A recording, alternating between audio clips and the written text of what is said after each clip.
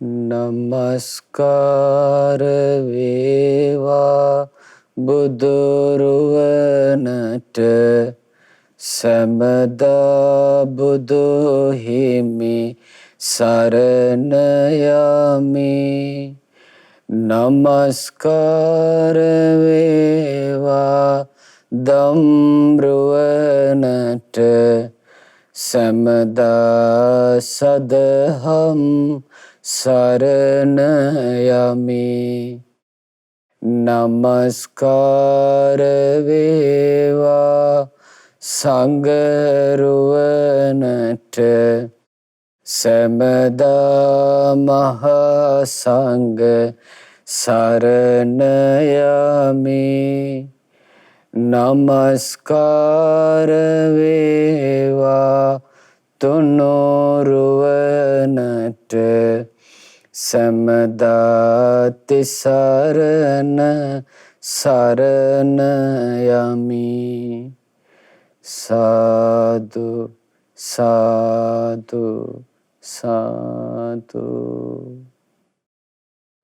ගෞතම බුදුරජාණන් වහන්සේ වදාළ උතුම් ශ්‍රී සද්ධර්මය අපහට පෙන්වා දුන් අපගේ ගුරු දේවෝත්තම පරම පූජනීය පින්වත් ලොකු ස්වාමින් වහන්සේට අපගේ නමස්කාරය වේවා.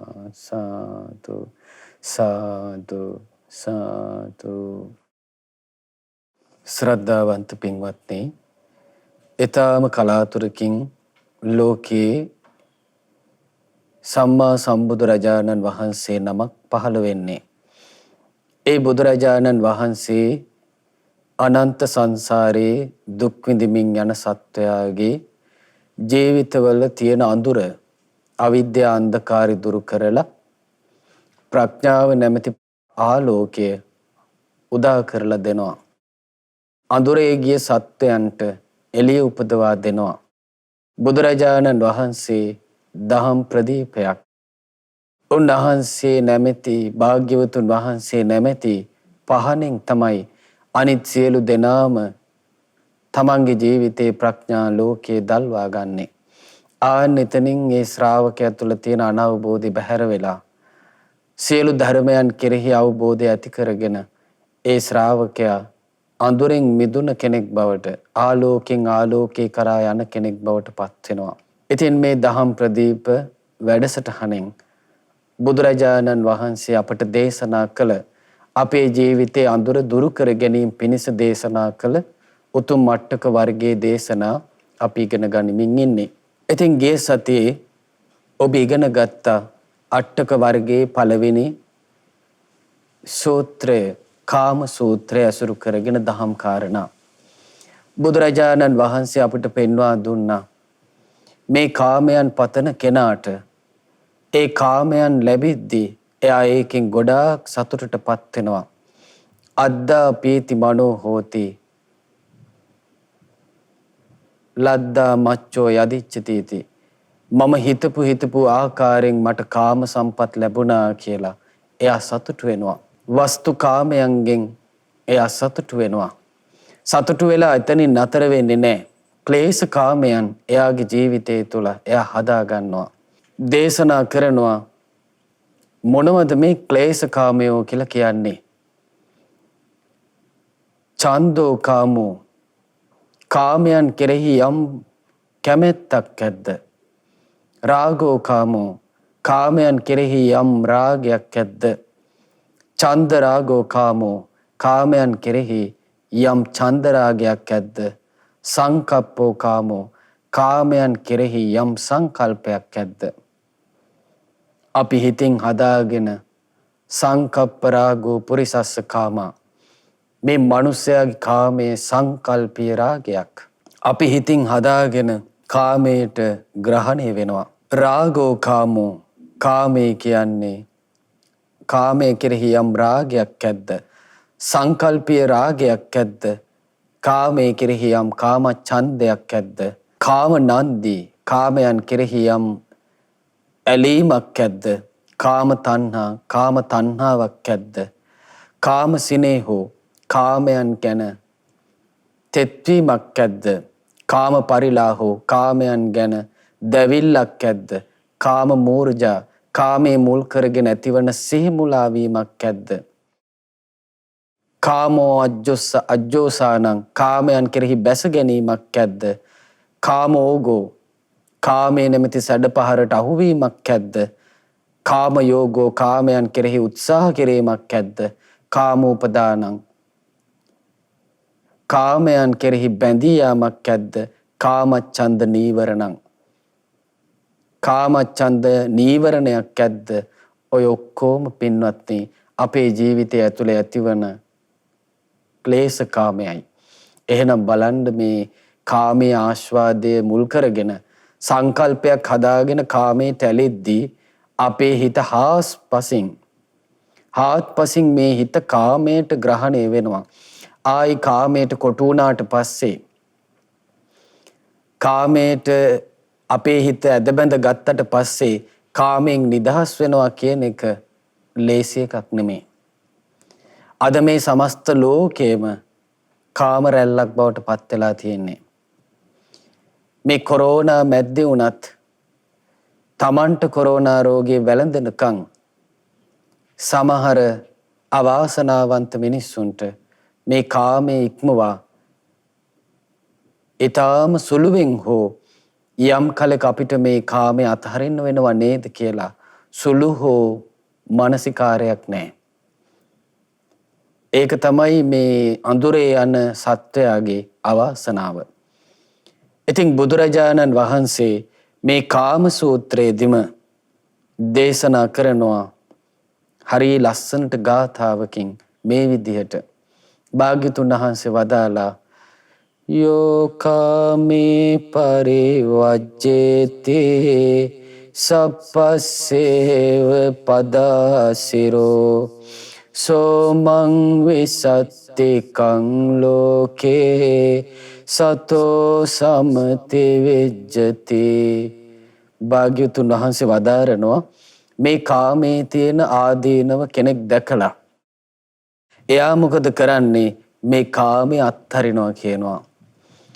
ඒ අත්හරින්නේ හිමින් නෙවෙයි.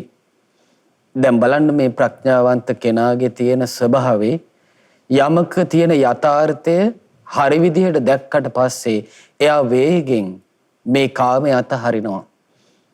ඒකට බුදුරජාණන් වහන්සේ පෙන්නපු උදාහරණය තමයි මොකද්ද? කෙනෙක් ඇවිදගෙන යනවා. ඇවිදගෙන යනකොට එයා තමන්ගේ කකුල තියනවා විෂගෝර සර්පයෙක්ගේ හිස ළඟින්. හිතමු ඔබ ඇවිදගෙන යද්දී ඔබ දන්නේම නැතුව අඩිය තිබ්බා කියලා විෂගෝර පොළඟෙක්ගේ හරි නායෙක්ගේ හරි සර්පයෙක්ගේ ඔළුව ඉදිරියේ. එතකොට ඔබ මොකක් කරයිද? පාදයේ තිබ්බේ යම් වේගකින්ද ඒ වේගයට වඩා හාත්පසින් වැඩි වේගයකින් ඔබ කකුල පිටිපස්සට ඇදලා ගන්නවා. බුදුරජාණන් වහන්සේ දේශනා කරනවා ආන්නේ වගේ තමයි කෙනෙක් මේ කාමයන් අතහරිනවා කියනවා.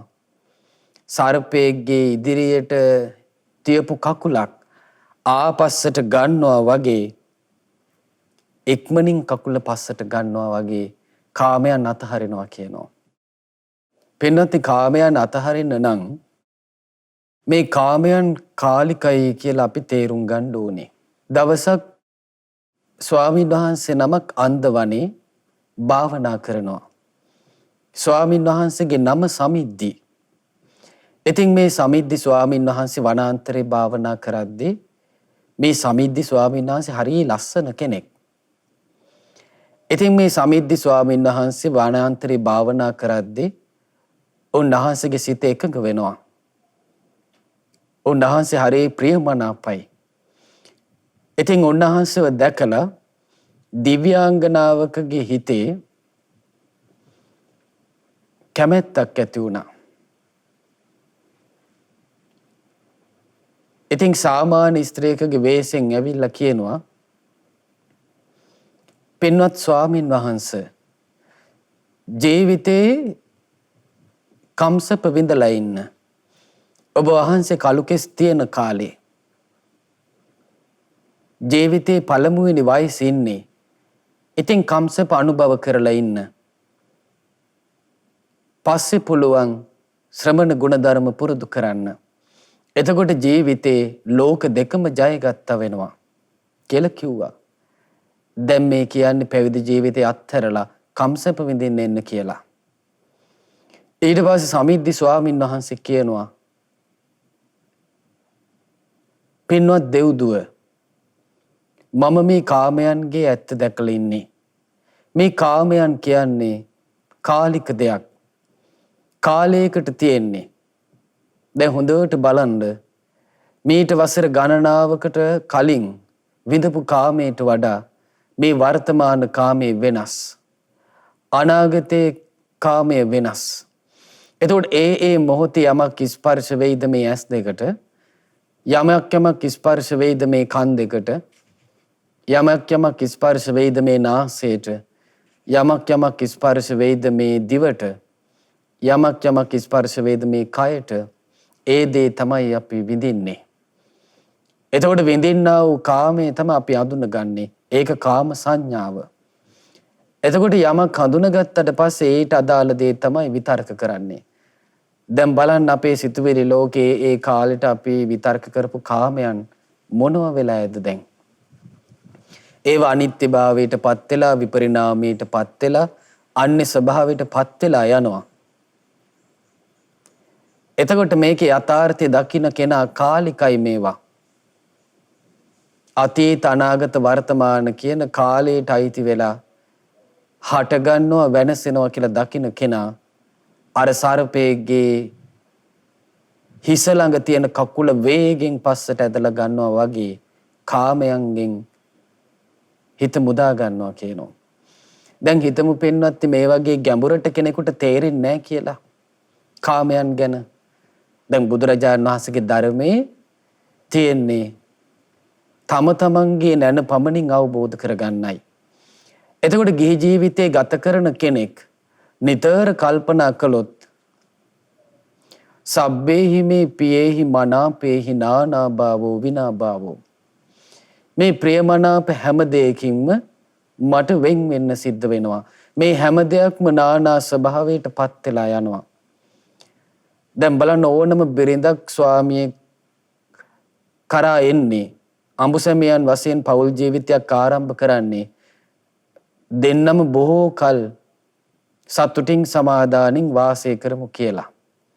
නමුත් සමහර විට ස්වාමියා කලින් මිය පරලොව යනවා, බිරිඳ තනි වෙනවා. එක්ක බිරිඳ කලින් මරණයට පත් වෙනවා, ස්වාමියා තනි වෙනවා. ඒ සිතපු සිතුම්, පතපු පැතුම් ඔක්කොම සැඩපහරක ගහගෙන ගියා වගේ අන්තිමට මුකුත් නැහැ. සමහර අය පැතුම් පතාගෙන ගෙවල් දොරවල් හදනවා. ගේ හදලා ඉවරනකොට මෙන්න ගේ හදපු කෙනා මරණයට පත් වෙනවා. බුදුරජාණන් වහන්සේ පත්තකම්ම කියන සූත්‍රයේදී වදාලා, කෙනෙක් දීර්ඝායුෂ ලබලා තමන්ගේ පිරිවරත් එක්ක ඒ උපදවන ලද කාම සම්පත් පරිහරණය කරමින් බොහෝ කල් ඉන්නවා කියන කාරණේ ලෝකෙ දුර්ලභයි කියනවා. එහෙනම් මේ කාමයේ තියෙන తాවකාලික බව කෙනෙක් තේරුම් ගන්න ඕනේ. බුදුරජාණන් වහන්සේ මහා සුදස්සන සූත්‍රයේදී මහා සුදස්සන සක්විති රජුරවන්ට සුභද්‍රා දේවී කියනවා කාම සැපේ, සක්විති රාජ සැපේ හිත පිහිටුව ගන්න කියලා. මේ කාමයන් කෙරෙහි අපේක්ෂාවක් ඇති කරගන්න කියලා. දැන් ඒ වෙනකොට පින්නත් අපගේ මහබෝසතාණන් වහන්සේනේ මහා සුදස්සන රජුරෝ. එතකොට මහා සුදස්සන රජුරෝ ඒ වෙනකොට අවුරුදු 84000ක් ගිහිගෙන් ඈත්ව ඉඳලා ඒ අවුරුදු 84000 පුරාවටම මෛත්‍රී, කරුණා, මුදිතා, උපේක්ෂා කියන සතර බ්‍රහ්ම විහාර පුරුදු කරලා කාමී වීතරාගී වෙලා ධ්‍යාන සමාධි උපදවලා අෂ්ට සමාපatti උපදවලා එතකොට ඒ පරිසරයට තමයි සුභද්‍රා දේවිය ඇවිල්ලා මේ මහා පෘථුවියේ උන්වහන්සේ අනුභව කළ, උන්වහන්සේ පරිහරණය කළ සැපවින්ද කාමයන් මතක් කරලා ස්වාමීනි මේ කාමයන් ගැන අපේක්ෂාව ඇති කරගන්න කියලා කියන්නේ. ඉතින් මහා සුදස්සන රජුරුවන්ගේ විවාහ ජීවිතේ උන්වහන්සේ අවුරුදු 84000ක් ගත කළා සුභද්‍රා දේවිත් එක්ක. ඉතින් සුභද්‍රා දේවී ওই විදියට කියද්දී මහා සුදස්සන සක්විති රජුරුව අහනවා, පින්වත් සුභද්‍රාවෙනි, මම ඔබත් එක්ක අවුරුදු 84000ක් ගිහි ගෙයි වාසය කළා.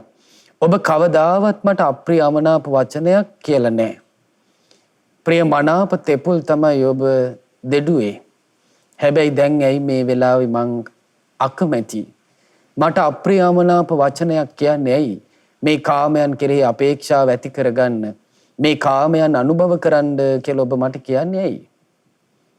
එතකොට සුභද්‍රා දේවී පින්වත්නි අඬන්න ගත්තා. අඬලා අහනවා, ඉතින් ස්වාමීනි මං කොහොමද ඔබ වහන්සේට එහෙනම් ප්‍රියමනාපව කතා කරන්නේ? බලන්න ඒ වෙනකොට මහබෝසතාණන් වහන්සේගිත කොච්චර මේ කාමයන්ගෙන් ඈත් වෙලාද කියලා. දැන් මේ කියන්නේ සාමාන්‍ය ගිහි කෙනෙක් නෙවෙයි. මේ මහා පෘථුවියම රාජ ඉරිදීන් පාලනය කරපු, සක්විති ආඥා චක්‍රේ පවත්වපු අපගේ මහබෝසතාණන් වහන්සේ. මහබෝසතාණන් වහන්සේ සුභද්‍රාවට කියනවා, සුභද්‍රාවිනි කියන්න ස්වාමීනි ඔබ වහන්සේට ධර්ම කියලා ප්‍රාසාදය ඇතුළුව ප්‍රාසාද 84000ක් තියෙනවා. ඒවා ගැන යම් අපේක්ෂාවක් තිබ්බද ඒව අතහරින්න.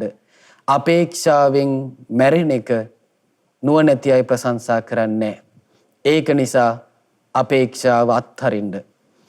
ඊට ඔබ වහන්සේට මහා ව්‍යුහ කියන කූටාගාරය ඇතුළුව කූටාගාර 84000ක් තියෙනවා. ඒවා කෙරෙහි තියෙන අපේක්ෂාව අත්හරින්න. දැන් බිරිඳ තමයි තමන්ගේ ස්වාමියාට සිහි කැඳවන්නේ. ඊට පස්සේ කියනවා, ආකාශචාරී හස්ති රත්නේ ප්‍රමුඛ හස්තීන් 84000ක් සිටිනවා. ඒ ගැන තියෙන අපේක්ෂාව අත්හරින්න. ඊළඟට වලාහක අශ්වරත්නය ඇතුළුව අශ්වයන් 84000ක් සිටින ඔබ වහන්සේට ඒවා කෙරෙහි තියෙන ඇල්ම අතහරින්න. පරිනායක රත්නේ ප්‍රමුඛ කරගත් පුත්‍රයන් 84000ක් සිටිනවා. ඒ කෙරෙහි තියෙන ඇල්ම අත්හරින්න. පුරෝහිත රත්නේ ප්‍රමුඛ කරගත් පුරෝහිතයන් 84000ක් සිටිනවා. ඒ අය කෙරෙහි තියෙන ඇල්ම අතහරින්න. ඒ වගේම ඔබ වහන්සේ දන් වළඳපු, ආහාර අනුභව කරපු රත්තරන් භාජන 84000ක් තියෙනවා. ඒවා ගැන තියෙන ඇල්ම අතහරින්න. රත්තරන් දැල් වලින් සරසපු රිදී භාජනවල පැන් බොන, ඕන වෙලාවක කිරි දොවා ගන්නට පුළුවන් හොඳ හැඩි දැඩි එළදෙනුන් ඔබ වහන්සේට 84000ක් සිටිනවා. ඒ අය කෙරෙහි තියෙන ඇල්ම දුරු කරන්න අපේක්ෂාවක් තියාගන්න එපා. ඊට පස්සේ කියනවා, මේ සුභද්‍රා දේවී ප්‍රමුඛ කරගත් අන්තපුර බිසෝවරු ඔබ වහන්සේට 84000ක් සිටියා. ඉන්නවා. ඒ අය කෙරෙහි යම් ඇල්මක් තියෙනවාද ඒ ඇල්ම දුරු කරගන්න කියලා කිව්වා. හරි පුදුමයි පින්වත්නි. දැන් මේ සුභද්‍රා දේවී කඳුළු පිහදගෙන මේ මහබෝසතාණන් වහන්සේ කියන වචනයක් පාසා ආයි තමන්ගේ ස්වාමියාටම කියනවා.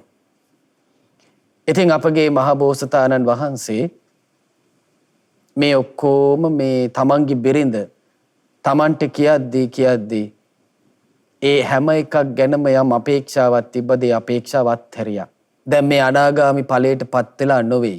ධාන සමාධි උපදවාගෙන ඒ හිතේ ඇති කරගත්ත විරාගී භවයේ බලය තමයි මේ පෙන්වන්නේ. ඊට පස්සේ මහ බෝසතාණන් සුභද්‍රා දේවියගේ ඔඩොක්කුවේ ඔළුව තියාගත්තා. එහෙම මේ බත්මතයක් වගේ බත්මතේ හැදුන කෙනෙක් නිදා ගන්නවා වගේ කියනවා මහ බෝසතාණන් වහන්සේ මරණයටපත් උනේ. මහ බෝසතාණන් වහන්සේ එහෙම මිය පරලොව ගිහිල්ලා මහා බ්‍රහ්මයා වෙලා උපදිනවා. දැන් බලන්න කාමයට වසඟුනොත් ඒ කෙනාට උපදින්න වෙන්නේ සතර අපායේ. එහෙනම් මගඵල නොලැබූ කෙනෙක් වුණත් කාමයන් ගැන හරි විදියට තේරුම් ගන්නවා නම් ආන්නේ කෙනා අර සර්පයේගේ ඔළුව ළඟ තියෙන කකුල සර්පේකුගේ හිස ගාව තියෙන කකුල වේගින් පස්සට ඇදලා ගන්නවා වගේ ආන්නේ කෙනා යෝ කාමේ පරිවජ්ජේති ආන්නේ කෙනා කාමයේ අත්හරිනවා කියලා බුදුරජාණන් වහන්සේ දේශනා කරනවා. බුදුරජාණන් වහන්සේ දේශනා කරනවා ඒ කෙනාට මේ කාමයන් අතහරින්න කාමයන් ගැන හොඳ තේරුම් ගැනීමක් ආදීනව විමසීමක් එයාට තියෙන්න ඕනේ. බුදුරජාණන් වහන්සේ දේශනා කළා මේ කාමී ආදීනව මහා දුක්ඛස්කන්ධ සූත්‍රය. දැන් මේ කරුණු අපි කාටත් හරි උපකාරයි. දැන් මේවා හිතන කෙනාට තමයි අස්වැසිල්ලක් ලබන්න පුළුවන් කාමයන් වෙනස් වෙලා කාමයන් නැති වෙලා කාමයන් අතුරුදහන් වෙලා යද්දී අස්වැසිල්ලක් ලබන්න පුළුවන්. අනේ බුදුරජාණන් වහන්සේ වදාළේ කොයිතරම් සත්‍යයක්ද. සත්‍යවාදී බුදු සමිඳුන්ගේ වචනේ නම් වෙනස් වෙන්නේ නැහැ කියලා. ආන්නේ කෙනාට අස්වැසිල්ලක් ලබන්න පුළුවන්. හිත උපේක්ෂාවට ගන්න පුළුවන්. හිත මධ්‍යස්ථ කරගන්න පුළුවන් කාමයේ ආදීනව සලකපු කෙනාට. බුදුරජාණන් වහන්සේ දේශනා කරනවා කෙනෙක් කම්සප විඳින්නම් කියලා මේ සිල්පහ නොයෙක් සිල්ප හදාරනවා කියනවා. ඒ කෙනා ගණන් ඉගෙන ගන්නවා කියනවා. නොයෙක් සිල්ප්‍රිය ක්‍රම ඉගෙන ගන්නවා කියනවා. ඉගෙන ගන්න කාලේ වැස්ස බලන්නේ නැහැ කියනවා. පින්න බලන්නේ නැහැ කියනවා. සීතල බලන්නේ නැහැ කියනවා. උණුසුම බලන්නේ නැහැ කියනවා. නිදි මරාගෙන අධ්‍යයන කටයුතු කරනවා කියනවා. දැන් බලන්න අදට උනත් මේ ළමයි නිදි මරාගෙන වතුර බේසන් වල කකුල් දාගෙන මොකද කරන්නේ? පාඩම් කරන්නේ අනාගතේ කම්සප විඳින්නම් කියලා. ඉබි කට්ටක් වගේ විශාල පොත් බෑගයක් කරේ දාගෙන ළමයි ඉස්කෝලේ යනවා. සමහර වෙලාවට මේ බස් වල හිර වෙලා සමහර වෙලාවට දවසේ හවස් වෙනවා ගෙදර එනකොට ඉස්කෝල් වෑන් එකේ. එතකොට බලන්න මේ ඔක්කොම දුක් විඳින්නේ සමහරවිට ඉර නැගෙන්නත් කලින් තමයි ගෙවල් වලින් ඉස්කෝලේට යන්න පිටත් වෙන්නේ. හරියට නිින්දක් නැහැ. මහන්සි වෙලා ඉගෙන ගන්නවා. බුදුරජාණන් වහන්සේ දේශනා කරනවා ඒකත් කාමයේ ආදීනවයක් කියනවා. ඊට පස්සේ භාග්‍යතුන් වහන්සේ දේශනා කරනවා ඔන්න ඉගෙනගෙන ඉවර වෙලා ඔන්න රස්සාවල් කරන්න පටන් ගන්නවා. සමහර අය වෙළඳ ව්‍යාපාර කරනවා. සමහර අය රාජ්‍ය සේවයේ රැකියාවකට යනවා. සමහර කෙනෙක් ගණන් මෙනුම් දන්නවනම් ඒ ඔස්සේ රැකියාවල් හොයා ගන්නවා. මේ විදියට හොයාගෙන වැස්ස බලන්නේ නැහැ කියනවා. පින්න බලන්නේ නැහැ කියනවා. රස්නි බලන්නේ නැහැ කියනවා. සීතල බලන්නේ නැහැ කියනවා. ඒ රස්සාවල් කරන්න මහා මහන්සියක් වෙනවා කියනවා. දැන් හොඳට බලන්න පින්වත් ඔය පාරවල් හදන තැන්වල මිනිස්සු කාස්ට් අවුවේ තාර දාන තැන්වල කොයිතරම් දුකක් විඳිනවද? රස්නේ කියලා අතාරින්න බෑ. දැන් ওই පාර දෙපැත්තේ එලි කරන අය ඊට පස්සේ ওই විදුලි බල මණ්ඩල වල මේ ලයිට් වැල්ව් මේ කරන්ට් වයර් වලට ගස් අතු නැමෙද්දී ඒවා කපන අය බලන්න කොච්චර දුකක් විඳිනවද කියලා. අවුවද වැස්සද මේවා බලන්න විදිහක් නැහැ. එතකොට මැසි මදුරු පීඩා එද්දී ඒවා ඉවසන්න ඕනේ. වහිනකොට ඒවා ඉවසන්න ඕනේ. සීතල කාලෙට ඒවා ඉවසන්න ඕනේ. බුදුරජාණන් වහන්සේ දේශනා කරනවා මේ සෑම දෙයක්ම ඉවසගෙන රැකියාව කරනවා කියනවා. මේකත් කාමයේ තියෙන ආදීනවයක් කියනවා. දැන් මේවා ශ්‍රවණය කරන ඔබ මේ දේවල් වලට මුහුණ දෙනවා. නමුත් අර මාසේ පඩිය ගැන හිත පිහිටුවගෙන ඉන්න නිසා එක්ක දවසේ අන්තිමට අතට එන ගතමනාව ගැන හිත පිහිටුවගෙන ඉන්න නිසා ඒකෙන් කරන්න තියෙන කටයුතු ටික ගැන හිත පිහිටුවගෙන ඉන්න නිසා මේකේ ආදීනවයක් කියලා සලක ගන්න විදියක් නැහැ. නමුත් බුදුරජාණන් වහන්සේගේ ශ්‍රාවකයා මේවා තේරුම් ගන්නවා මේ මම විඳින්නේ කාමයේ ආදීනවේ නේද කියලා. ආන්න එතකොට තමයි එයාට කාමයන් අතහරින්න පුළුවන්. අර සර්පේකුගේ හිස ගාවට තියපු අඩිය වේගෙන් පස්සට ගන්නවා වගේ කාමයන් කෙරෙහි තියෙන ඇල්ම අතහැර ගන්න පුළුවන් වෙන්නේ එතකොටයි. ඊළඟට බුදුරජාණන් වහන්සේ වදාලා ඔය විදියට මහන්සි වෙලා සීතල වැස්ස සුළඟ මේවා ඔක්කොම ස්වභාවික ව්‍යසනයන්ගෙන් දුක් විඳ විඳා හරි හම්බ කළාට ඒකින් කිසි ඵල ප්‍රයෝජනයක් වෙන්නේ නැහැ. හම්බ කරන සේසතම දිය වෙලා යනවා බලාගෙන ඉද්දි. ඔන්න ඊට පස්සේ අඬන්න පටන් ගන්නවා කියනවා අනේ මම හරි හම්බ කරපුවා කිසි පළක් උනේ නැහැ. කිසි අර්ථයක් කරගන්න බැරි වුණා. මට කිසි දියුණුවක් ලබන්න බැරි වුණා. හරි හම්බ කරපු දේවල් ඔක්කොම නිර්පරාදේ වියදම් වෙවි ගියා කියලා ඔන්න ශෝක කරනවා කියනවා. භාග්‍යතුන් වහන්සේ වදාලා මේකත් කාමයේ ආදීනවයක් කියනවා. එතකොට බලන්න කොයිතරම් කාමයේ ආදීනව විඳිනවද මිනිස්සු. ඊළඟට බුදුරජාණන් වහන්සේ දේශනා කළා කෙනෙක් කොයි විදියට මහන්සි වෙද්දී දැන් කෙනෙක් ගොවිතැන් කරනවා, වෙළඳ ව්‍යාපාර කරනවා, රජයේ සේවා කරනවා, සත්ත්ව පාලනය කරනවා. මේ ඔක්කොම කරද්දි මොකද වෙන්නේ? මෙයාගේ ජීවිතේට දැන් කාම සම්පත් එකතු වෙන හොඳට සල්ලි ලැබෙනවා, භවභෝග සම්පත් වැඩෙනවා. දැන් ඔන්න ඊළඟට ආයිත් ආදනයක් මතුවෙනවා. දැන් මෙයාට අදහසක් එනවා අනේ මේවා ආණ්ඩුවෙන් ගන්න නැත්තම් හොඳයි. අනේ මේවා හොරහතුරු ගන්න නැත්තම් හොඳයි. අනේ මේවා අප්‍රියමනාපය ගන්න නැත්තම් හොඳයි කියලා මෙයා දහසක් පැතුම් මිතේ තියාගෙන ඉන්නවා කියනවා. දැන් ඊට පස්සේ මෙයා යුද්ධයකට අහු වෙනවා. මොකද්ද? රැක ගැනීමේ අරුබුදේ. දැන් ඕන්න තාප්ප බඳිනවා. විශාල ගේට්ටු දානවා. විශාල බල්ලෝ ඇති කරනවා. මේ ඔක්කොම මොකටද? ඊළඟට security system දානවා.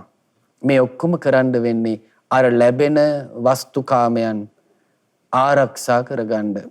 බුදුරජාණන් වහන්සේ වදාලා මේකත් කාමයේ ආදීනවයක් කියනවා. ඊළඟට භාග්‍යවතුන් වහන්සේ දේශනා කරනවා කොච්චර රැකවල් දැම්මත් කොච්චර ආරක්ෂාවල් දැම්මත් ඔන්න ප්‍රශ්නයක් වෙච්ච වෙලාවට ආණ්ඩුවෙන් ගන්නවා. කල්යල් බලලා හොරු ඒ දේවල් ගන්නවා. අප්‍රියමනාපය ඒ දේවල් ගන්නවා. දැන් මෙයා ශෝක කරනවා කියන අනේ මගේ වස්තුව රජුන් ගත්තා. සොරු පැහැර ගත්තා. අප්‍රියමනාපය ගත්තා. ඔන්න ශෝක කරනවා කියනවා. මේකත් කාමයේ ආදීනවයක් කියලා භාග්‍යවතුන් වහන්සේ වදාලා. ඊළඟට බුදුරජාණන් වහන්සේ දේශනා කරනවා දැන් මේ එකතු වෙන වස්තුව මුල් කරගෙන බිරිඳ ස්වාමියාත් එක්ක ඔට්ටු අල්ලනවා. රණ්ඩු අල්ලනවා. දැන් හොඳට බලන්න ගෙදර සල්ලි තියෙනකොට බිරිඳ බලනවා ඒ සල්ලි වලින් කොටසක් කඩා ගන්න. ස්වාමියා බලනවා හොර රහසේම හරි තම තමන්ගේ වියදම් වලට ඒ සල්ලි ගන්න. දැන් ඔන්න ස්වාමියා බිරිඳ අතර මේ කාම වස්තුන් නිසාම හරි හම්බ කරපු දේවල් වලට ඒ අය අතර ප්‍රශ්න හට ගන්නවා. ඊට පස්සේ දරුවෝ බලාපොරොත්තු වෙනවා අපේ අම්මයි තාත්තයි මට වැඩි කොටසක් දෙයි. නැත්තම් අපි හැමෝම අතරේ සමව මේවා බෙදලා දෙයි කියලා. නමුත් හිතන විදියට වෙන්නේ නැහැ. එතකොට ඔන්න දරුවෝ අම්මලා තාත්තලාත් එක්ක රණ්ඩු අල්ලනවා. ඒකත් කාමයේ ආදීනවයක්. ඊළඟට වැඩිපුර ලැබිච්ච කෙනා තෙක් අනිත් අය රණ්ඩු අල්ලනවා. අපිට අඩුවෙන් දුන්නේ අම්මලා තාත්තලා අරයට තමයි වැඩියෙන් දුන්නේ කියලා සහෝදරයොත් එක්ක රණ්ඩු අල්ලනවා. ඊට සහෝදරියොත් එක්ක රණ්ඩු අල්ලනවා. සහෝදරියොත් එක්ක රණ්ඩු අල්ලනවා. දැන් බලන්න මේවා මේ ගිහි ගෙදර තියෙනවා. අපේ අම්මා අපිට තමයි දුන්නේ නැත්තේ. අරයට තමයි දුන්නේ කියලා දෙමව්පියන්ට දොස්පරොස් කියන දරුවෝ ඉන්නවා. වැඩිපුර දීපු එක්කිනාටම කියලා ඔක්කොම කරගන්න එහෙනම් කියලා දෙමව්පියන්ට දොස් කියන දෙමව්පියන්ට නොසලකා හරින දරුවෝ ඉන්නවා. එහෙනම් මේ ඔක්කොම පින්වත්නි කාමයේ ආදීනව වෙන දෙයක් නෙවෙයි. සමහර වෙලාවට දරුවන්ට මේවා බෙදලා දුන්නත් හොඳක් නෑ. එහෙනම් කාමයේ නිසා හතුරමයි හටගන්නේ. ඊළඟට බුදුරජාණන් වහන්සේ වදාලා මේ කාමයන් නිසා රජවරු රණ්ඩු කරගන්නවා. දැන් බලන්න අපේ මේ රටේ වුණත් අවුරුදු 30ක් පුරා යුද්ධයක් තිබුණේ කුමක් පිණිසද? උතුරු නැගෙනහිර තියෙන භූමියට ඇලුම් කරපු නිසා. ඒ අයගේ හිතේ සංකල්පීය රාගයක් වැඩ කළා ඒ භූමිය කෙරෙහි. ඊට පස්සේ භූමියේ ඉන්න ජනතාව කෙරෙහි, ඒ භූමියේ තියෙන භවභෝග සම්පත් කෙරෙහි, ඒකෙන් Tamanට ලබන්න පුළුවන් තාන්න මාන්න කෙරෙහි, ලෝකයා ඉදිරියේ ලබන්න පුළුවන් නම්බුනාම කෙරෙහි ඒ අයගේ හිතේ පිහිටලා තිබ්බා. ඉතින් ලංකා භූමියේ පාලනය කරපු දේශපාලඥයන් එක්ක අපේ හමුදාවල් එක්ක උතුරු නැගෙනහිර හිටපු LTT අය යුද්ධ කළේ නැද්ද? අන්න රජවරු අතර යුද්ධ හටගත්තා. ඊට පස්සේ කැරලි කෝලාහල හටගත්තා. මේ ඔක්කොම කාමයන් නිසා. ඊළඟට සිටුවරු අතර රණ්ඩු සරුවල් හට ගන්නවා. ගෘහපතිවරු අතර රණ්ඩු හට ගන්නවා. පැවිද්දෝ අතර රණ්ඩු හට ගන්නවා. මේ ඔක්කොම පින්වත්නි කාමයන් නිසා. බුදුරජාණන් වහන්සේ දේශනා කරනවා මේ ඔක්කොම කාමී ආදීනව. සමහර අය මේ කොඩි ලෙලදෙන, ආයුධ දිලිසෙන, බෙලි කැපුම් කණ්ඩ වෙන, කඩුවෙන් අනින, කඩුවෙන් කොටන මේ යුද භූමියට යනවා කියනවා කාමී නිසා. දැන් බලන්න අද වුණත් මේ යුද භූමි වලට යන්නේ කම්සප විඳින්නම් කියලා. ඒ යුද්ධ කරද්දී ලැබෙන පඩියෙන් තමන්ගේ පිරිස නඩත්තු කරන්නම් කියලා. එහෙනම් යුද භූමියට යන්නේ කාමයන් නිසා. බුදුරජාණන් වහන්සේ දේශනා කරනවා මේ ඔක්කොම කාමයන්ගේ ආදීනව හැටියට සලකන කෙනාට පුළුවන් කියනවා කාමයන් ටික අතහරින්න. දැන් බලන්න පින්වත්නි ගිහි ගෙදර වාසය කරන කෙනාට කොයිතරම්නම් කාමයේ ආදීන වලට මුහුණ දෙන්න සිද්ධ වෙනවද? එතකොට ඒ කෙනා මේවා ආදීනව හැටියට තේරුම් ගත්තොත් එයාට මරණ කාලයේ වෙනකොට ඊටාම සංසිඳුන අස්වැසිලි ඇති ජීවිතයක් එයාට ලබන්න පුළුවන්. නැත්තම් එයාට හිතෙන්නේ මට අසවල් දේ දකින්න බැරි වුණා. ලොකු පුතාව කාලිකින් බලන්න බැරි වුණා. ලොකු කෙල්ලා ආවේ නැහැ කාලිකින්. පොඩි එකා ගෙදර ආවේ නැහැ. දැන් දරුවන්ට අපුව මතක නැහැ. අනේ දරුවෝ ටික බලන්න නැත්නම්. දැන් බලන්න වැඩිහිටි නිවාසවල අම්මලා තාත්තලා කොයිතරම් මේ කාමයන් ගැන අතෘප්තියෙන් වාසය කරනවද? ඒ අයට ඒව ලබන්න බෑ. දරුවෝ බලන්න ඉන්නේ නැහැ. නමුත් හිතේ කාමයන් නරඹයා කාම විතරක තියෙනවා. දකින්න බැරි වෙච්ච රූප ගැන, අහන්න බැරි වෙච්ච ශබ්ද ගැන, ලොකු කොල්ලත් එක්ක කාලෙකින් කතා කරන්න බැරි වුණා. අන්න අහපු නැති හඬවල් ගැන හිතේ පැතුම් තියෙනවා. ඊට පස්සේ විඳින්න බැරි වෙච්ච ගඳ සුවඳ ගැන, කන්න බැරි වෙච්ච කෑම ගැන, ලබන්න බැරි වෙච්ච පහස ගැන නොයෙක් බලාපොරොත්තු තියෙනවා. බුදුරජාණන් වහන්සේ වදාළේ ඕනෝ ලෝකෝ අතිත්තෝ. මේ ලෝකේ හැම තිස්සෙම අඩුපාඩු තියෙනවා කියනවා. අතෘප්තිමත් කියනවා. අසවල් දේ ගන්න බැරි වුණා, අසවල් ගමන යන්න බැරි වුණා, අසවල් දේ කන්න බැරි වුණා, අසවල් ඇඳුම අඳින්න බැරි වුණා. මෙහෙම කිය අතෘප්තියෙන් ඉන්නවා. එතකොට මැරෙනකම් ওই විතර අතෘප්තියෙන් නම් කෙනෙක් ඉන්නේ කාමයේ ආදීන මේ දැනගන්න නැතුව මරණයටපත් වෙලා නීච ලෝකෙක ඉපදිලා තමයි එයාට තමන්ගේ පිරිස ගාවට එන්න වෙන්නේ. දැන් ওই තමන් හදපු ගේ දොරට ග්‍රහණය වෙලා, දරුවන්ට ග්‍රහණය වෙලා, ඥාතීන්ට ග්‍රහණය වෙලා මැරෙන අය පෙරේතයෝ වෙලා තමන් හිටපු ගේ දොරටම එනවා. තුම්මන් හන්දියේ ඉන්නවා මූණු බල. කවුද දැන් මෙතන යන්නේ? ඕන්න තමන්ට මතක් වෙනවා මේ යන්නේ ගෙදර ලොකු දරුවා. මේ යන්නේ මගේ මහත්තයා. මේ යන්නේ නෝනා. මෙහෙම කීකි මූණු බල ඔන්න හිමින් තමන්ගේ ගෙදරට එනවා. ඇවිල්ලා දොර මුල්ලේ වාසය කරනවා. බිත්තියෙන් එහා පැත්තේ වාසය කරනවා. දැන් බලන්න කාමයට ග්‍රහණය වෙලා නීච කාමයක් තියෙන, හීන කාමයක් තියෙන සතර අපායේ උපදිනවා. දැන් සමහර අය මේ කාමයන් මුල් කරගෙන බොහෝ පව් රැස් කරනවා. දැන් ওই බුද්ධ කාලේ හිටියා මේ ජෝඩුවක් ස්වාමියයි බිරිඳයි. දැන් මේ බිරිඳට දරුවෝ නැහැ. ඉතින් මේ වැඩිහිටි මේ බිරිඳම කිව්වා එහෙනම් ඔයා තව කෙනෙක් එක්කන් ඉන්න. එයාට හරි දරුවෝ ලැබෙයිනේ. දැන් මට දරුවෝ ලැබෙන්නේ නැහැ. මේ වස්තුව පිට යන්න දෙන්න බෑ. ඒක නිසා ඔයා තවත් විවාහයක් කරගන්න කියලා මේ පළමුවෙනි බිරිඳ කිව්වා. ඉතින් අර ස්වාමියා මොකද කළේ? තව බිරිඳක් එක්කගෙන ආවා. දැන් ටික කාලයක් යනකොට මේ බිරිඳට දරුවෙක් ලැබෙන්න ආවා.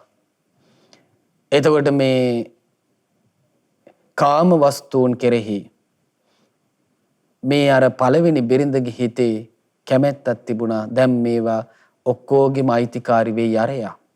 මට මුකුත් නැති වෙයි කියලා මොකද කළේ? අර පළවෙනි බිරිඳගේ දරුවා නැති වෙන්න ගැබ විනාශ වෙන්න වස දුන්නා. ඉතින් අර කාන්තාවගේ ගැබ හැලී ගියා. ගැබ විනාශ වුණා. ඊට පස්සේ අර බිරිඳ තේරුම් ගත්තා මේ අනිත් කෙනා තමයි මේක කළේ. ඊට පස්සේ අය මොකද කළේ? ආයිත් වතාවක් ගැබ් ගනිද්දී අර ලොකු කෙනාට කියන්න ගියේ නෑ. කලින් බිරිඳට කියන්න ගියේ නෑ. ඊට පස්සේ දැන් පින්වත් දරුවෙක් කුස පිළිසිඳ ගත්තට පස්සේ ඒක ලෝකෙන් වහං කරන්න බෑ. හංගන්න බෑ. දරුවා කුස තුල මෝරා එද්දී ප්‍රකට වුණා දැන් මය ගැබ්ගෙන. දැන් අරයා කලබල වුණා ආයිත්. මෙයා මේ පාර මට මේක වහං කළානේ. කොහොම හරි මේ දරුවා නැති කරන්න ඕනේ කියලා කෑමක් හදලා දෙද්දී ඔන්න වහ දාලා දුන්නා. දැන් මේ වෙනකොට දරුවා වැඩිලා හොඳටම. මේ පාර මොකද උනේ? අර අම්මයි දරුවයි දෙන්නාම මරණයටපත් වුණා. මරණයටපත් වුණාට පස්සේ ඥාති පිරිස තේරුම් ගත්තා මෙයා තමයි මේක කළේ.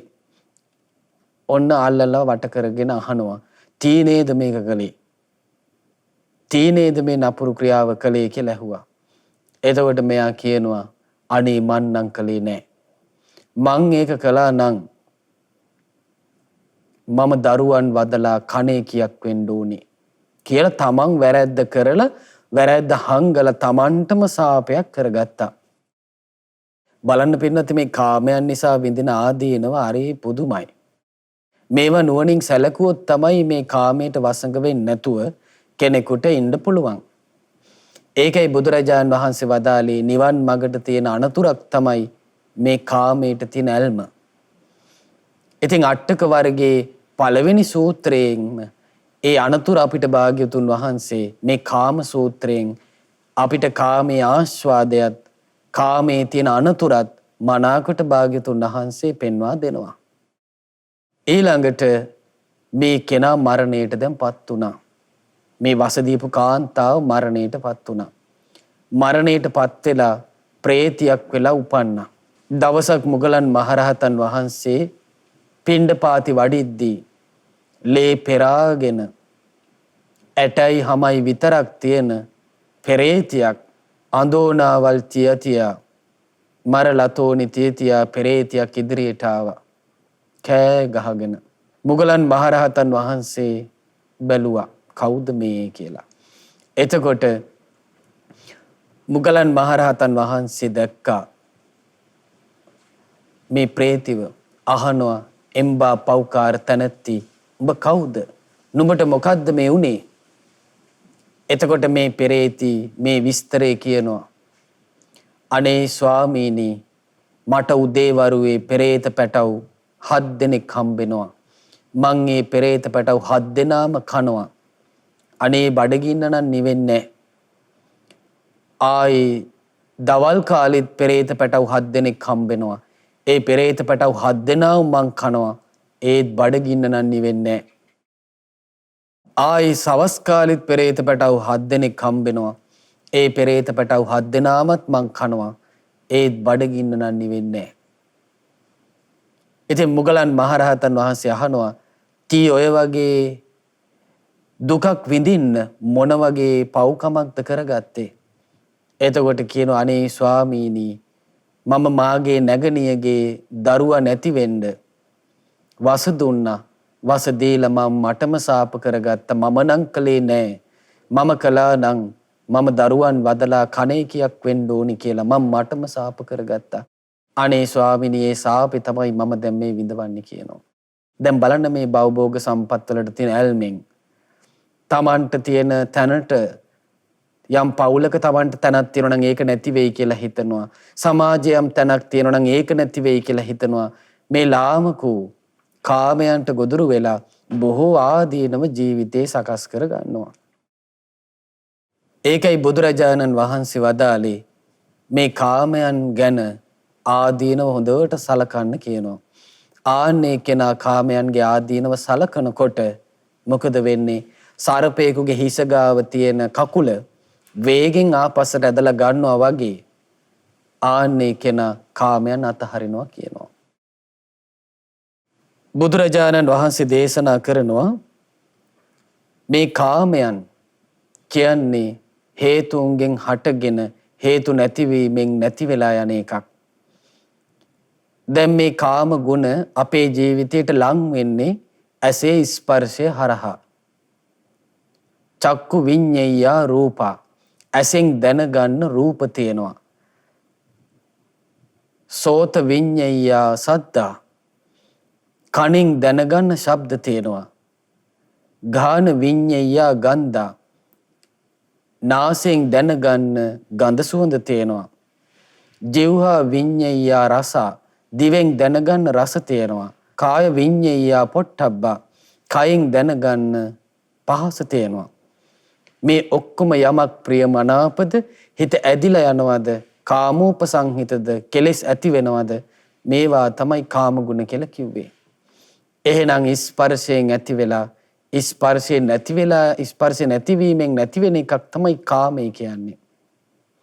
දැන් කෙනෙක් දුවන්නේ රූප පස්සේ. ඇහැට පේන රූපම තමයි. දැන් බලන්න මේ ෆෝන් ඇවිල්ලා, ලැප්ටොප් ඇවිල්ලා, කම්පියුටර් ඇවිල්ලා, මේ නොයෙක් උපකරණ වලින් අපුව රූප ලෝකේ අතරමං කරලා නැද්ද? සමහර ළමයි කෑම කන්නෙත් ෆෝන් එක බලාගෙන, ෆෝන් එක ඔබමින්. ඊට පස්සේ දෙමව්පියොත් එහෙමයි. එතකොට බලන්න කොච්චර අපි මේ රූප ලෝකේ අතරමං වුණාද? සමහර කෙනෙක්ට රූප ගැන වගක් නැහැ. සමහර කෙනෙක් කැමති ශබ්දවලට. එක එක දේශපාලඥයන්ගේ කතා, ගායක ගායිකාවන්ගේ සින්දු අහන්න කැමති. සමහර අය හඬට තමයි ග්‍රහණය වෙන්නේ. සමහර කෙනෙක් ගඳ සුවඳට. එයා ලෝකේ තියෙන සුවඳ වර්ග හොය හොයා යනවා. කෙනෙක්ට රූප ගැන වගක් නැහැ. ශබ්ද ගැන වගක් නැහැ. සුවඳ ගැන වගක් නැහැ. කෙනෙක් හරි කැමති එක එක රස අනුභව කරමින් ඉන්න. එක එක කෑම හොය හොයා එයා කනවා. කෑම අර්ථය කරගත්ත ජීවිතක් තියෙනවා. කන්නම ඉපදුනා වගේ. එතකොට කාමයට ඒ විදියට ග්‍රහණය වෙනවා. සමහර කෙනෙක් පහසට ග්‍රහණය වෙනවා. එතකොට ඒ අය තමයි පුරුදු වෙන්නේ සල්ලාලකම් වලට. තමන්ගේ බිරිඳ ඉද්දැද්දී අන්‍ය වූ ස්ත්‍රීන් කරා යනවා. පහසට බැඳිලා. පහසට අහු වෙලා. එක්ක තමන්ගේ ස්වාමියා ඉද්දැද්දී අන්‍ය පුරුෂයන් කරා යනවා. සීමාවක් නැහැ. දැන් අද කාලේ මේ ෆෝන් නිසා ගොඩාක් විවාහ ජීවිත කඩාකප්පල් වෙනවා. මේ පහසට බැඳීම නිසා. තමන්ගේ ස්වාමියා ළඟ ඉද්දැද්දී බිරිඳ තවත් පුරුෂයන් එක්ක සම්බන්ධ වෙනවා මේ ෆෝන් නිසා. කාමී ග්‍රහණය හරි පුදුම එකක්. අහුනොත් බේරෙනවා කියන එක නම් ලේසි නෑ. මේ කාම සැඩපහර ඒ තරම් වේගවත් වෙලා වර්තමාන මේ තාක්ෂණයත් එක්ක හරියට අර වඳුරට දැලිපිහිය වුණා වගේ. වඳුර දන්නේ නෑ දැලිපිහියෙන් කරන දේ. එතකොට එයාවම කපා ගන්නවා දැලිපිහිය ඇඟේ අතුල්ල ගන්න ගිහිල්ලා. එහෙනම් කාමයේ ආස්වාදයේ විදියටත් දකින, කාමයේ ආදීනවයක් විදියටත් දකින කෙනාට තමයි කාමයන්ගෙන් නිදහස් වීම පණවන්නේ. බුදුරජාණන් වහන්සේ දේශනා කරනවා මහණෙනි, මම යම් කලෙක පළවෙනි ධානයේ ස්පර්ශ කළාද ආන්නෙදා තමයි මම කාමයන්ගෙන් නිදහස් වුණා කියලා කියන්නේ. මහණෙනි, ඒ තාක්කල් දෙවියන් මරුන් බඹුන් සහිත ශ්‍රමණ බ්‍රාහ්මණයන් සහිත දෙව් මිනිස් ලෝකේ මම සම්මා සමාධිය තුල ධාන ස්පර්ශ කළේ නැද්ද? ඒ තාක්කල් මම කාමයෙන් නිදහස් වුණා කියලා මම කිව්වේ නෑ කියනවා. හරි පුදුමයි. එහෙනම් අපි මේ විවිච්ඡේව කාමේහි, කාමයන්ගෙන් වෙන් වෙලා, විවිච්ඡේහි අකුසලේහි ධම්මේහි, අකුසල ධර්මයන්ගෙන් වෙන් වෙලා, සවිතක්කං සවිචාරං විවේකජං පීති සුඛං පඨම ඥානං උපසම්පජ්ජ විහෙරති. කාමයන්ගෙන් වෙන් වෙලා අකුසල ධර්මයන්ගෙන් වෙන් වෙලා විතක්ක ਵਿਚාර ඇති විවේකයෙන් හටගත් ප්‍රීති සුඛ ඇති සිතේ එකඟ බව ඇති පළවෙනි ධානය උපදවනවද? ඒ තමයි සම්මා සමාධිය. එතකොට ඒ සම්මා සමාධිය පිරිකර 7කින් යුක්තයි. සම්මා දිට්ඨිය තුල එයා දන්නවා කාමය කියන්නේ මොකක්ද? කාමේ හටගන්නේ කොහොමද? කාමේ නැති වෙන්නේ කොහොමද? කාමේ නැති කරන මාර්ගය මොකක්ද කියලා සම්මා දිට්ඨියෙන් යුක්තයි. ඊට සම්මා සංකල්පයෙන් යුක්තයි. කාම විතරක බැහැර කරලා නෙක්ඛම්ම විතරකයෙන් යුක්තයි. මෛත්‍රී විතරකයෙන් යුක්තයි. අවිහිංසා විතරකයෙන් යුක්තයි. ඊළඟට සම්මා වාචා, සම්මා කම්මන්ත, සම්මා ආජීව, සම්මා සති, සම්මා සමාධි කියන තැනට ආවේ අර පිරිකර 7ත් එක්කයි. ආන්නේ කෙනා සම්මා දිට්ඨියෙන් යුතු පළවෙනි ධානය උපදවලා නිසා ආයි කවදාවත් සසරේ කාමයකට යන්නේ නැහැ. බලන්න බුදුරජාණන් වහන්සේ සිංහනාදයක් කළේ. දෙවියන් මරුන් බඹුන් සහිත ශ්‍රමණ බ්‍රාහ්මණයන් සහිත දෙව් මිනිස් ලෝකේ යම් කලක සම්මා සමාධි ඉපදුවාද එතකොටයි මම කිව්වේ ආයි මම කාමයකට යන්නේ නැහැ කියලා. එහෙනම් පින්වත්නි අපිට මේ සරපේකුගේ හිස ගාව තියෙන කකුල ආයිත් ගන්නවා වගේ කාමයන් අතහරින්න ලැබෙන්නේ කාමයන්ගේ ආදීනව හොඳට බැලුවොත්. ඉතින් ඒක නිසා අපිට බුදුරජාණන් වහන්සේගේ පිහිට තියෙනවා. බුදුරජාණන් වහන්සේ මහල්ලෙක්, ලෙඩෙක්, මලකඳක්, පැවිදි රූපයක් කියන සතර පෙර නිමිති දැකලා උදෑසන කටේ තියෙන කුණු කෙල පිටක් වේගෙන් බැහැර කරනවා වගේ තමයි උන්වහන්සේ මේ කයත් එක්ක පටිබද්ධ වෙච්ච කාමයට හැරියේ. උන්වහන්සේ ඒ කාමයන් බැහැර කරලා උන්වහන්සේ මහා බිනික්මන් කළා. නමුත් හිතේ තිබුණා නම් යම් සුළු හෝ කාම විතරකයක් ඒ කාම විතරකේ බැහැර කළේ ධානගත වීමෙන්. උන්වහන්සේ අවුරුදු 6ක් පුරා අෂ්ට සමාපatti ආදී උපදවමින් උන්වහන්සේ වාසය කළ කාමයන් අතහැරියා. ඉතින් උන්වහන්සේට සියලු කාමයන් අතහැරලා උන්වහන්සේට පුළුවන් වුණා වජිරාසන මත වැඩ හිඳමින් සියලු කාමයන්ගෙන් වෙන් වෙලා සියලු කාම තණ්හාවෙන් බැහැර වෙලා සියලු භව තණ්හාවෙන් බැහැර වෙලා සියලුම විභව තණ්හාවෙනුත් බැහැර වෙලා ත්‍රිවිධ තණ්හාවම අත්හැරලා සාස්ෘන් වහන්සේට උතුම් ශ්‍රී සම්බුද්ධත්වයේ ලබන්න පුළුවන් වුණා. ඉතින් ආන්නේ ශ්‍රී සම්බුද්ධත්වයේ සාක්ෂාත් කළ සියලු කාමයන්ගෙන් එතරට වැඩි බුදුරජාණන් වහන්සේව සරණ ගියපු අපිට ඒ බුදුරජාණන් වහන්සේ අපේ ජීවිතය ආලෝකමත් කරගන්න මේ දහම් පරයයන් නොඑක ආකාරයෙන් විස්තර කරලා දෙනවා. ඉතින් අපිටත් මේ නීච කාමයෙන් බැස ගන්න නැතුව කාමයන්ගේ තියෙන ආදීනව ටික ටික හරි විමසලා අපිටත් මේ කලාතුරකින් ලැබුණු බුද්ධ ශාසනය තුළ කලාතුරකින් ලැබුණු මනුස්ස ජීවිතය තුළ මේ මනුස්ස ජීවිතයේ වියකියන්ට මත්තෙන් අපටත් මේ කාමයේ ගැන විරාගී සිතුවිලි උපදවාගෙන අපට මේ ගෞතම බුද්ධ ශාසනයේ උතුම් චතුරාර්ය සත්‍ය අවබෝධ කරගන්න වාසනාව උදා වේවා. සාදු සාදු සාදු. අද දවසේ දහම් ප්‍රදීප සදහම් දේශනාව සඳහා අනුග්‍රහය දක්වන්නේ තැන්නවත්ත කැබිල්ල දෝව ගලහගම හග්ගල යන ලිපිනේ පදිංචි පින්වත් ආර්.ඩී. නන්දාවති මෑණියන් ඇතුළු පවුලේ සියලු දෙනා විසින්. ඉතින් මේ පින්වත් නන්දාවති මෑණියන් ඇතුළු පවුලේ හැමෝටම ගොඩාක් සතුටු වෙන්න පුළුවන් ජීවිතේ බුදුරජාණන් වහන්සේ වදාළ විදියට අග්‍ර වූ ධර්ම දානමේ පින රැස් කරගත්තා කියලා. ඉතින් මේ වගේ දුෂ්කර කාලෙක උනත් ඔබ මේ ගන්න මහන්සිය නිසා තව ලක්ෂ සංඛ්‍යාත පිරිසකට මේ ධර්මය අහන්න ඔබ උදව් කළා බවට පත් වෙනවා. කල්යාණ මිත්‍ර සම්පත්තියෙන් උපකාර කළා වෙනවා.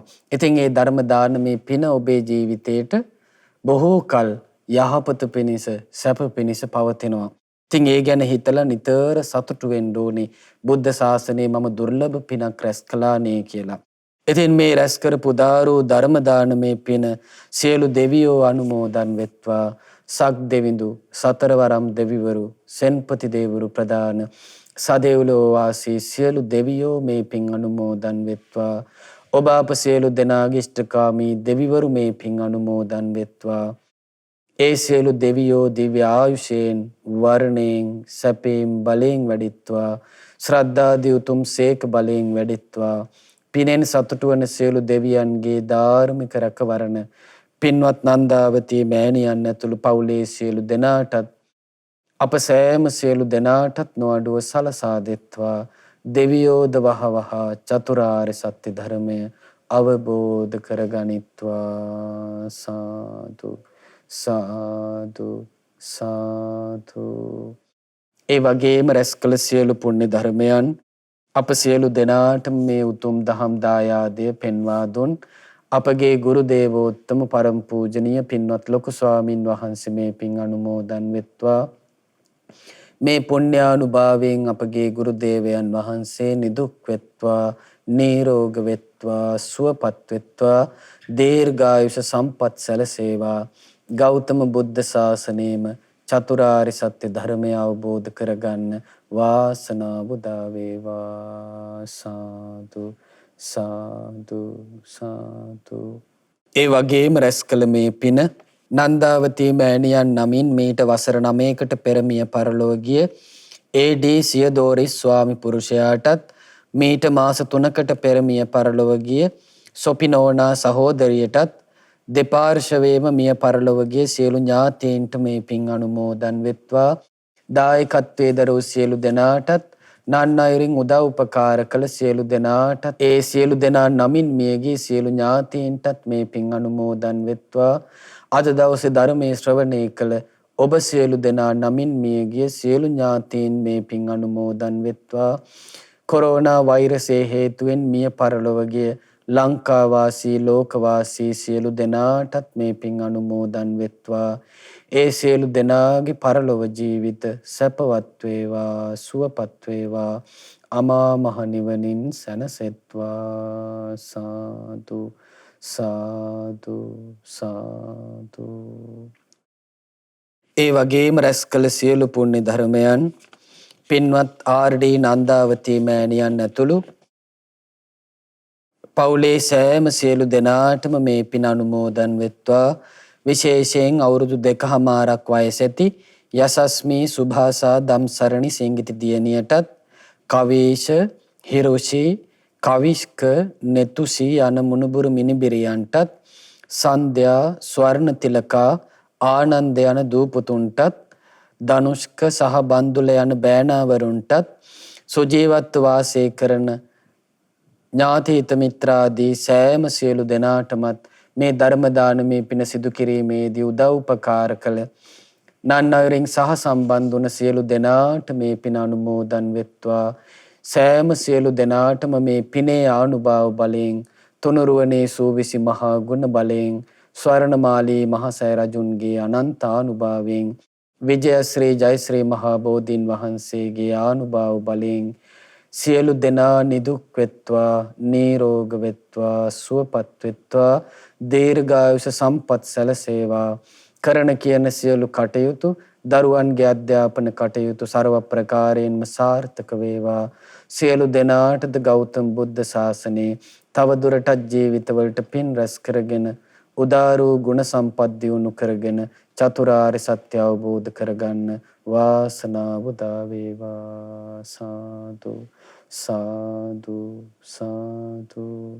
ඒ වගේම රැස් කළ මේ පින මහමෙවුනා වාසී ලෝවාසී ගෞසම තතුනේ පිළිවෙත් පුරන සියලු සංගරුවන මේ පින් අනුමෝදන් වෙත්වා. අනගාരികා මෑණියන් වහන්සේලාත් අනගාരിക දූපුතුනුත් මේ පින් අනුමෝදන් වෙත්වා. ශ්‍රද්ධා කාර්ය මණ්ඩලයේ සියලු දෙනාටත් ශ්‍රද්ධා මාසික ධර්ම දාන සමාජික සියලු පින්වතුන්ටත් අද දවසේ ධර්මයේ ශ්‍රවණය කළ ඔබ සියලු දෙනාටත් මේ පින් අනුමෝදන් වෙත්වා. ඒ මේ අප සෑම සියලු දෙනාටම නිදුක් නිරෝගී සුවපත් භාවය තිරජීවනයේ සැලසේවා. ගෞතම බුද්ධ ශාසනයේම සුවසේ පුණ්‍ය ධර්මයන් කුසල ධර්මයන් රැස් කරගෙන උතුම් චතුරාර්ය සත්‍ය ධර්මයේ සුවසේ අවබෝධ කරගන්න වාසනාව උදා වේවා සාදු සාදු සාදු. සියලු දෙනාට තෙරුවන් සරණයි. නමෝ බුද්ධාය. මෙවැනි වටිනා ධර්මදේශනා ශ්‍රවණය කිරීමට ශ්‍රද්ධා ඩේලි YouTube චැනලය සබස්ක්‍රයිබ් කරන්න.